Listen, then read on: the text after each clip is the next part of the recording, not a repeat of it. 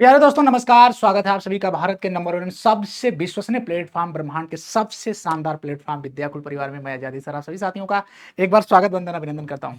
साथ ही आशा और विश्वास करूंगा आप सभी लोग मस्त हैं, शानदार है, जबरदस्त हैं। बेटा आज हम आप लोगों को 5 मिनट के अंदर बहुत शानदार टॉपिक पर चर्चा करने वाले हैं। और यहाँ पर जब बात होगी तो आपको हम सिर्फ और सिर्फ ये फैक्ट नहीं देंगे, ये ऐसा कॉन्सेप्ट भी होगा जो आपके आगे तक काम आएगा। सीयूटी में तो यहाँ से क्वेश्चन आता है, आज पहले ही लिख के पहले पेज पर रख लीजिए, यहाँ से क्वेश्चन आपके एग्जाम में आएगा ही आएगा। ऐसा हो ही नहीं सकता कि आपको आपातकाल से क्वेश्चन आपके सीयूटी वाले में न आए, हो ही नहीं सकता। चाहे वो आपके डोमेन सब्जेक्ट में पूछेगा, चाहे वो जीटी वाले पार्ट में पूछता है, ठीक है। तो यहाँ पर ध्यान दीजिएगा कि यहाँ से आपसे पूछेगा ही पूछा, तो क्यों ना हम इस पर चर्चा कर लें आज। देखिए आपातकाल की अगर बात करते हैं तो भारत में बेटा आपातकालीन शक्तियां जो होती हैं वो किसके पास होती हैं। तो ये जो आपातकालीन शक्तियां होती हैं वो किसके पास होती हैं बेटा। तो ये जो शक्तियां होती हैं, आपातकालीन शक्तियां जो होती हैं, ये किसकी होती हैं। तो ये राष्ट्रपति की होती है, ठीक है। ये किसकी होती है, राष्ट्रपति की आपातकालीन शक्तियां होती हैं। देश में आपातकाल 3 प्रकार से लगाया जा सकता है। उन 3 प्रकार के आपातकाल के बारे में हम बात करेंगे आपसे। जैसे अगर हम बात करते हैं, सबसे पहला अगर बात करते हैं तो राष्ट्रीय आपातकाल की बात की जाती है। भारतीय संविधान का जो अनुच्छेद 352 है, इसके तहत आपातकाल की घोषणा करने का अधिकार राष्ट्रपति के पास होता है। उसी प्रकार ये संपूर्ण भूभाग में लगता है। ये कहां पर लगता है, ये संपूर्ण भूभाग में देखेंगे, संपूर्ण भूभाग पर लग सकता है, यानी कि आपके देश में लग जाता है, ठीक है। और हम इसकी बात करते हैं राजकीय आपातकाल, जिसे स्टेट इमरजेंसी कहते हैं, राष्ट्रपति शासन भी इसको कह लिया जाता है। तो ये क्या होता है, किसी निश्चित भूभाग में नहीं लगता है, ये किसी निश्चित भूभाग में लगता है, यानी कि किसी राज्य में लगता है, पूरे देश में नहीं लगता है। तो ये जैसे इसका आर्टिकल कहां पर चर्चा की गई, तो अनुच्छेद 356 के तहत राष्ट्रपति इसकी घोषणा करता है। और वह राज्यपाल के प्रतिवेदन पर राज्यपाल को यह लग जाता है कि नहीं, इस राज्य की जो संवैधानिक विफलता चल रही है, इस राज्य में अब राष्ट्रपति शासन लग जाना जरूरी है, तो राष्ट्रपति शासन की घोषणा कर दी जाती है। तो ये राष्ट्रपति ही करते हैं। ये तीसरा प्रकार हो जाता है, ठीक है। दूसरा हो जाता है। तीसरा होता है राष्ट्रपति जो होता है, यहाँ पर क्या करते हैं, यहाँ पर वित्तीय आपातकाल की बात कर देते हैं। किसकी बात कर देते हैं बेटा, तो यहाँ पर राष्ट्रपति जो होता है किसकी बात कर देते हैं बेटा, तो वित्तीय आपातकाल की बात कर देते हैं। वित्तीय आपातकाल, ये वित्तीय आपातकाल क्या होता है बेटा, तो वित्तीय आपातकाल की अगर बात करते हैं तो फाइनेंशियल इमरजेंसी होता है, ठीक है। अनुच्छेद 360 के तहत आपातकाल आया जाता है। अब इन तीनों को बारी बारी से हम आपको बताएंगे कि इन तीनों के बारे में आपको प्रमुख तौर पर यह देखना होगा कि इन तीनों जो हमारे देश में लग रहे हैं आपातकाल की जो आर्टिकल होते हैं, हमने बता दिया ये कब कब लगते हैं, किन परिस्थितियों में लगते हैं, हम उस पर बात करते हैं। जो राष्ट्रीय आपातकाल है, जिसे हम लोग नेशनल इमरजेंसी कहते हैं, ये नेशनल इमरजेंसी कब लगाई जाती है, तो ये 3 आधारों पर लगाई जाती है बेटा। कितने आधारों पर लगाई जाती है, 3 आधारों पर लगाई जाती है। और ये 3 आधार क्या होते हैं, बाह्य आक्रमण, यानी देश में कोई दूसरा देश बाहर से आक्रमण कर देता है तब ये आपातकाल लग जाता है।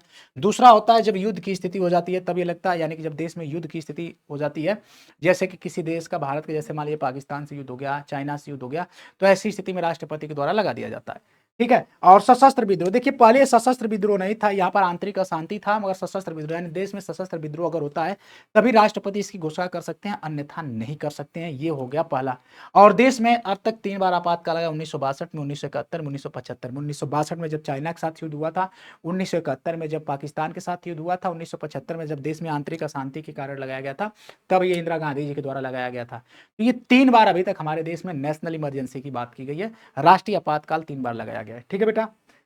हम बात कर लेते हैं जैसे कि स्टेट इमरजेंसी। ये स्टेट इमरजेंसी तब लगाई जाती है जब हमारे देश में, जब देखेंगे कि किसी राज्य में, उस राज्य की जो सरकार है वो शासन संचालन में असफल होती है, संवैधानिक विफलता मानी जाती है, तो वहाँ के जो राज्यपाल होते हैं वह कहते हैं, वहाँ के संबंधित राज्यपाल जो होते हैं उस राज्य के, जैसे मान लीजिए यूपी में लगाना है या बिहार में लगाना है, तो यूपी या बिहार के जहाँ भी लगना है, वहाँ के राज्यपाल राष्ट्रपति को सूचना देते हैं, लिखित परामर्श देते हैं, प्रतिवेदन देते हैं, रिपोर्ट सौंपते हैं और कहते हैं कि इस राज्य में देखेंगे संवैधानिक विफलता चल रही है और राष्ट्रपति शासन लगाया जाना आवश्यक है।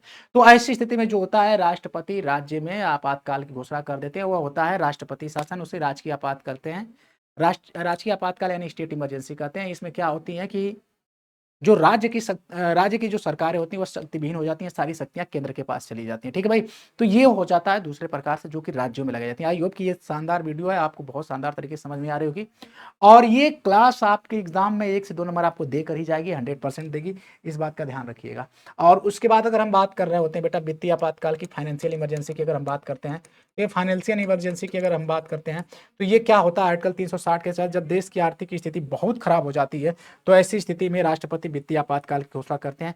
यहाँ पर देखेंगे कि अभी तक हमारे देश में कभी भी, है ना, ये हमारे देश का भी सौभाग्य है कि आज तक एक बार भी नहीं लगा, एक बार भी वित्तीय आपातकाल की घोषणा नहीं की गई है। वित्तीय आपातकाल की घोषणा नहीं की गई है, नहीं की गई है। ठीक है बेटा, तो ये इस प्रकार से अगर हम बात करते हैं तो ये हमारे 3 प्रकार के आपातकाल की बात हुई और तीनों आपातकाल के बारे में मैंने आपको बता दिया। आई होप कि आप लोग को ये बात अच्छे से समझ में आ गई होगी और अच्छे से आपने समझा होगा। फिर भी अगर कोई भी डाउट होगा तो कमेंट सेक्शन में जरूर बताइएगा, हम आपका डाउट भी क्लियर कराएंगे। और ये इन्फॉर्मेशन आपको कैसी लगी है ये भी कमेंट सेक्शन में बताइएगा। अगर आप नए हैं तो चैनल को सब्सक्राइब करिएगा और वीडियो को लाइक करके ज़्यादा से ज़्यादा दोस्तों तक शेयर करिएगा ताकि ज़्यादातर दोस्तों तक पहुँच सके। और हमें कमेंट में बताइएगा ये वीडियो कैसी लगी है और अगली वीडियो किस टॉपिक पर आप चाहते हैं ये भी कमेंट में बताइएगा, तो हम अगली वीडियो उस टॉपिक पर लाएंगे। तो आज की इस क्लास को यहीं तक रखते हैं। थैंक यू सो मच बेटा, bye bye, love you all, take care, thank you so much, all the best.